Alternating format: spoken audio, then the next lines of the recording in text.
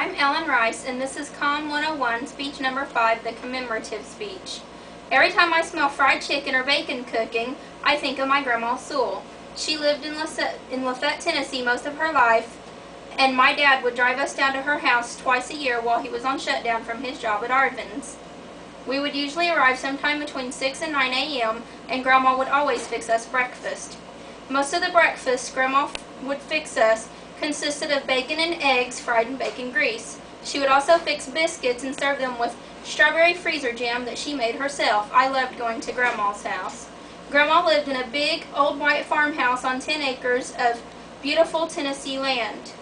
The thing I liked most about Grandma's house was all the old textbooks and dime novels that she kept lying around. Grandma liked to read, and she always encouraged me to read too. Grandma also liked to sew. I remember one time she bought me a drinking wet baby, and she sewed me some cloth diapers for it to wear. She would also sew me clothes to wear sometimes too. She always knew what the latest fashions were. Grandma also did a lot of mending and ironing. My grandma would do other people's laundry, mending and ironing to earn money. She was a hard worker. She also babysat kids before and after school to earn money. She did these things even when she was in her 80s. She was a remarkable woman. Grandma always liked things to be fresh and homemade. I can remember lots of times she would reward us with big, juicy, freshly picked blackberries sprinkled with sugar after we would help her snap green beans. In addition to her many thornless blackberry bushes, Grandma always planted a large garden, and she had a lot of apple trees too. I remember helping Grandma peel and chop apples to make apple pies. Grandma was always cooking delicious homemade things. Grandma liked to make fried chicken.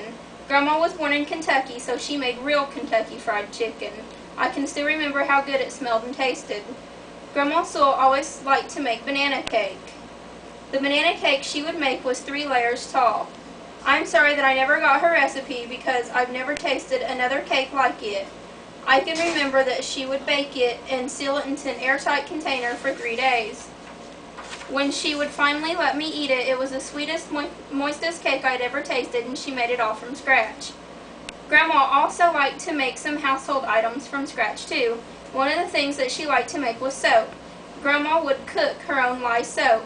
I remember watching her make lye soap when I was a little girl and thinking how fascinating it was that my grandma could do all this stuff. I am sad to say that Grandma died 8 years ago, just one day before she would have turned 89. She was such an amazing woman that I wish my own children could have known her too. She was truly a great woman, and I can only hope to be half the woman she was.